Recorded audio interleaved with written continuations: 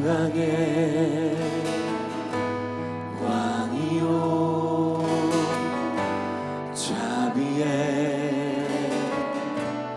하나님 만군의 주시오 다시오 영원하신 왕 주를 찬양 주님을 찬양 땅 위에 높으신 주를 모든 마음을 찬양 주를 찬양 주님을 찬양 나 여호와께 찬양 평강의 왕이요 평강의 왕이요 자비의 하나님 만군의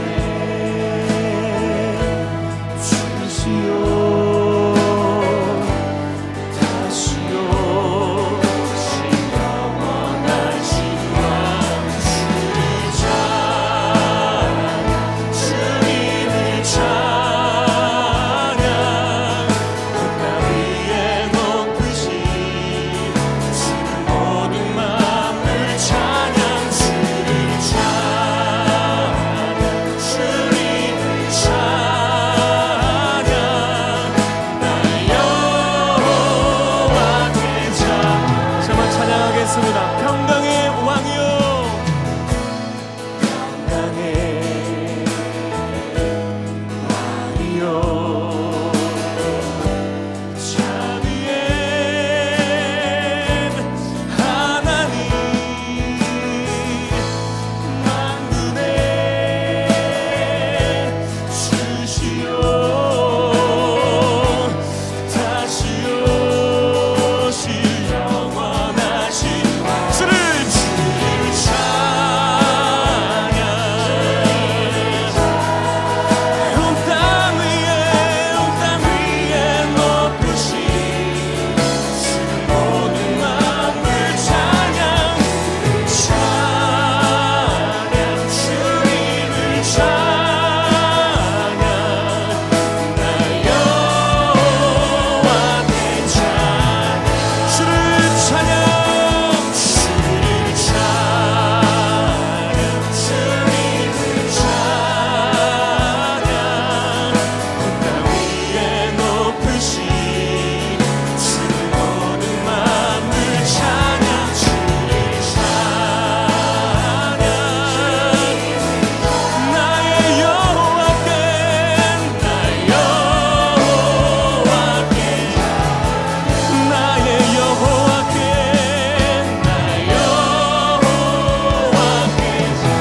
나의 여호와 나의 여호와께 찬양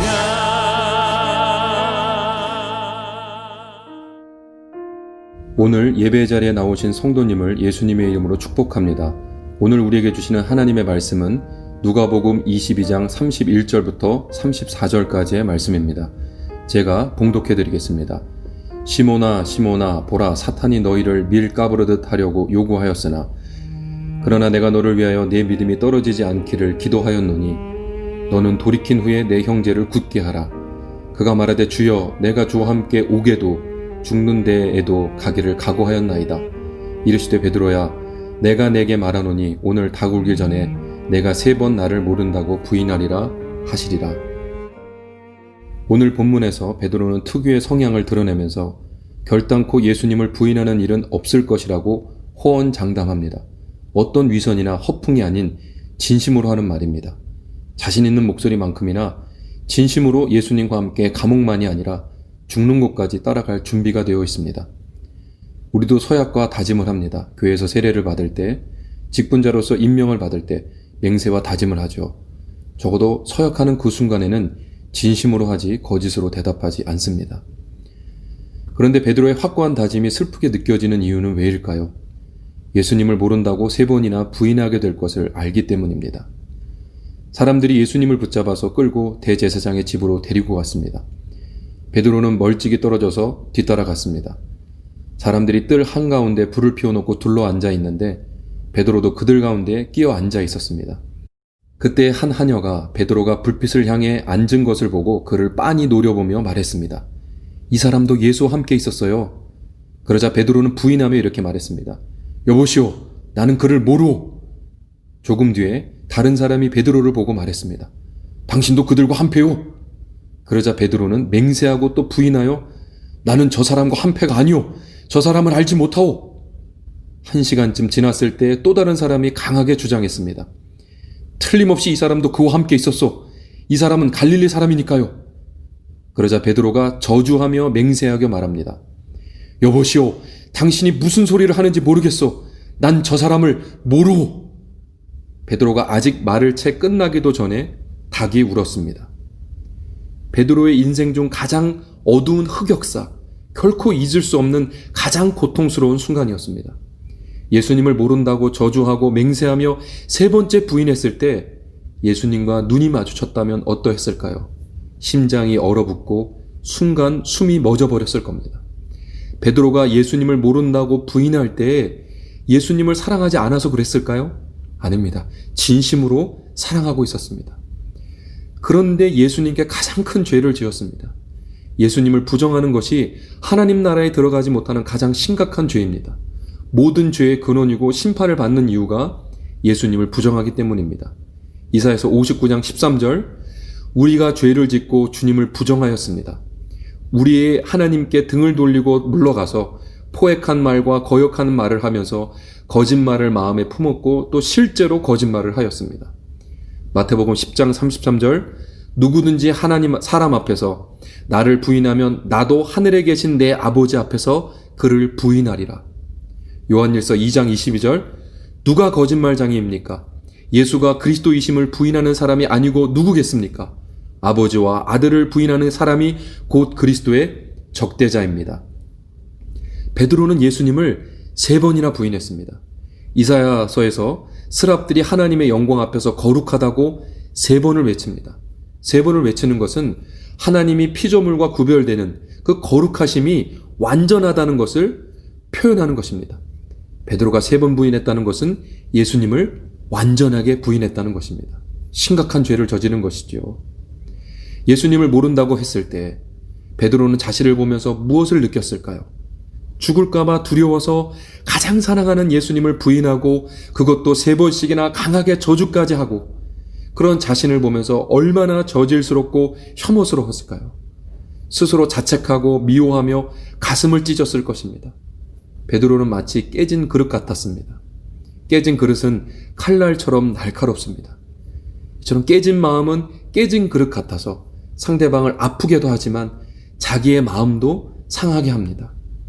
베드로는 그렇게 예수님 앞에 큰 죄를 저지르며 예수님의 마음을 아프게 해드렸을 뿐만 아니라 그로 인해 심각한 내상을 입었습니다. 그래서 베드로는 목 놓아 울며 통곡했습니다. 자신의 비참함을 깨달았기 때문이죠. 더 슬픈 것은 심각한 죄를 지었지만 여전히 예수님을 사랑하고 있다는 것입니다. 그래서 더 죄송스럽고 마음이 아픈 것이죠. 죄인인 인간은 범죄자인 동시에 희생자입니다.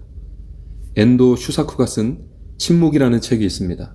작가 엔도 슈사쿠가 이 책을 쓰게 된 것은 나가사키에 놀러 갔다가 우연히 본 후미에 때문이었습니다. 후미에는 예수님의 얼굴이 그려지거나 새겨진 그림 혹은 동판입니다. 도쿠가와 이에미스 시대에 일본의 기독교 신자가 40만에서 60만 정도 되었다고 합니다. 일본 정부는 기독교인들을 박해하면서 그들을 찾아내기 위해 예수님의 얼굴이 그려진 그림을 밟게 했습니다. 신자라면 가장 소중한 분의 얼굴을 밟을 수 없기 때문입니다. 나중에는 계속 사용하려고 동판에 예수님의 얼굴을 새겼습니다. 동판을 밟지 않으면 고문을 당할 것이고 버티면 죽이겠다고 위협했습니다. 많은 이들이 살기 위해 후미에를 밟았습니다. 엔도 슈사쿠는 그 후미에를 보면서 몇 가지 생각을 하게 되었습니다. 그 발자국을 남긴 사람은 어떤 사람이었을까? 후미에를 밟을 때 어떤 마음이었을까? 내가 그 사람들이었다면 과연 후미에를 밟았을까? 그는 솔직히 믿음을 위해 죽음의 길을 택하기보다는 후미에를 밟았을 가능성이 훨씬 크다고 고백하고 있습니다. 그는 자신처럼 나약한 사람의 입장이 되어 세상을 보고 싶어서 침묵이라는 책을 썼다고 합니다. 믿음이 연약한 사람에게도 예수님의 은혜가 있다는 것을 말하고 싶었던 것입니다. 그렇습니다. 예수님은 우리의 연약함을 다 아시고 은혜로 붙들고 계십니다. 베드로가 장담하기 전에 예수님께서 하신 말씀을 보시기 바랍니다. 시몬아, 시몬아, 보아라. 사단이 밀처럼 너희를 체질하려고 너희를 소나귀에 넣기를 요구하였다. 그러나 나는 내 믿음이 꺾이지 않도록 너를 위하여 기도하였다. 예수님께서 이 말씀을 하실 때 베드로는 사탄이 그의 연약한 신앙을 무너뜨리기 위해 아주 가까이 와 있다는 사실을 전혀 모르고 있었습니다. 참으로 다행인 것은 그는 몰랐지만 예수님은 알고 계셨다는 것이죠. 그래서 사단이 너를 잡으려고 청구하였다. 그러나 내 믿음이 떨어지지 않도록 나는 너를 위해 기도해왔다. 라고 말씀하십니다. 지금 이 순간뿐만 아니라 이미 오래전부터 그를 위해 기도하셨다는 것입니다. 피곤에 지친 몸을 이끌고 새벽 미명에 한적한 곳에 가셨을 때 누구를 위해 기도하셨을까요? 겟세마네 동산에서 고통스럽게 기도하실 때 누구를 위해 기도하셨을까요? 사랑하는 제자들을 위해 기도하셨을 겁니다. 베드로는 이 사실을 모르고 있었습니다. 그는 자기가 똑똑하고 잘나서 예수님을 따른다고 생각했을 것입니다. 베드로의 삶을 보면 다른 제자들보다 더 대범하게 행동했습니다. 그래서인지 제자 공동체에서 리더 역할을 했습니다. 그런데 그런 모습과 대조적으로 비겁하고 변덕스럽고 소심하고 쉽게 흥분하고 말을 바꾸고 자기의 주인, 선생을 모른다고 부인했습니다. 그렇게 유한하고 연약한 사람이었던 것입니다. 그의 삶 뒤에서 예수님은 간절히 기도하고 계셨습니다. 예수님께서 그의 삶을 단단히 붙잡고 계셨다는 것입니다. 그가 유혹에 빠지지 않도록 믿음의 길에서 벗어나지 않도록 붙들고 있었던 것은 베드로의 충성과 열정이 아니라 예수님의 사랑과 헌신이었고 그를 위한 그리고 그를 대신한 예수님의 기도 때문이었습니다. 너의 믿음이 실패하지 않도록 너를 위해 기도하고 있다. 내가 실패해도 다시 일어나 다시 나를 믿도록 내가 너를 위해 기도했다. 제가 어머니와 통화를 하면 늘 저를 위해 기도해 준다는 말씀을 하십니다. 아무도 나를 위해 기도하지 않아도 우리 엄마는 나를 위해 기도해 주신다는 그 사실에 큰 힘을 얻습니다. 어려운 일을 경험하면서 기도 부탁을 하신 분들이 중보기도의 힘을 경험한다는 이야기를 하십니다. 다른 이들이 나를 위해 기도한다는 것은 심리적으로 큰 위로와 힘이 되고 실제적으로 하나님의 역사하심을 경험하게 하기도 합니다. 사람들의 기도보다 더 큰 위로와 힘이 되는 것은 예수님이 나를 위해 기도하고 계시다는 것입니다. 신실하게 변함없이 늘 나를 위해 기도하고 계십니다. 나의 믿음이 실패하지 않도록 실패하더라도 다시 일어나 예수님을 믿도록 기도하며 붙들고 계십니다. 우리가 얼마 전에 묵상한 베드로전서는 사도 베드로가 심각한 믿음의 시련에 부딪힌 성도들에게 쓴 편지입니다. 악과 고난, 불행으로 가득한 세상 속에서 고단한 삶을 살아야만 하는 그들을 위로하고 힘을 주기 위해 편지를 썼습니다. 편지에서 베드로는 하나님께서 그들 모르게 뒤에서 그들을 사랑하고 계시다는 것을 말하고 있습니다. 우리의 삶이 너무 고단해서 하나님을 잊고 지나쳐버리고 신앙을 포기하고 싶을 때에도 우리를 지나치거나 그냥 내버려두지 않는 하나님의 사랑이 있다고 말합니다. 자신의 완전한 배신임에도 불구하고 자기를 사랑하시는 예수님의 헌신과 사랑을 경험했기 때문에 확신하며 말하고 있는 것입니다. 우리는 세상에서 벌어지는 사건들을 통제할 수 없는 연약하고 유한한 인간입니다. 인간의 모든 지혜를 다 동원해도 세상에서 벌어지는 일들을 다 이해할 수도 통제할 수도 없습니다. 불확실함과 예측 불가능성이 우리의 삶의 모습입니다. 전도서 기자는 우리의 삶의 모호함을 이렇게 표현하고 있습니다. 전도서 9장 11절 말씀입니다. 빠르다고 해서 달리기에서 이기는 것이 아니며 용사라고 해서 전쟁에서 이기는 것도 아니더라. 지혜가 있다고 해서 먹을 것이 생기는 것도 아니며 총명하다고 해서 재물을 모으는 것도 아니며 배웠다고 해서 늘 잘 되는 것도 아니더라. 불행한 때와 재난은 누구에게나 닥친다. 코로나 사태 속에서 세상에서 벌어지는 사건들을 통제할 수 없는 인간의 유한함을 더 깊이 경험하고 있습니다. 2차 팬데믹이 올 수 있다는 소식이 들립니다. 백신에 대한 기대가 있지만 바이러스가 계속 변종되고 있다는 소식 또한 들리고 있습니다. 언제쯤 예전과 비슷한 삶으로 회복 가능한지 우리는 알지 못한 채 외주를 타듯이 불안한 삶을 계속해 가고 있습니다.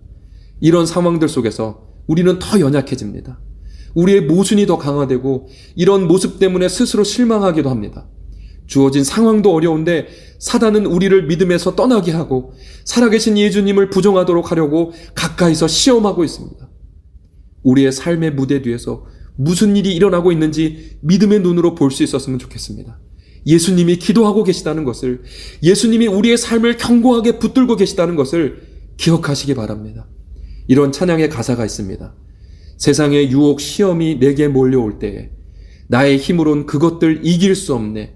거대한 폭풍 가운데 위축된 나의 영혼 어찌할 바를 몰라 헤매고 있을 때 거짓과 속임수로 가득 찬 세상에서 어디로 갈지 몰라 머뭇거리고 있네.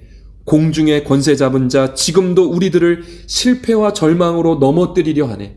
주위를 둘러보면 아무도 없는 듯 믿음의 눈을 들면 보이는 분 계시네. 지금도 내 안에서 역사하고 계시는 사망과 어둠의 권세 물리치신 예수님.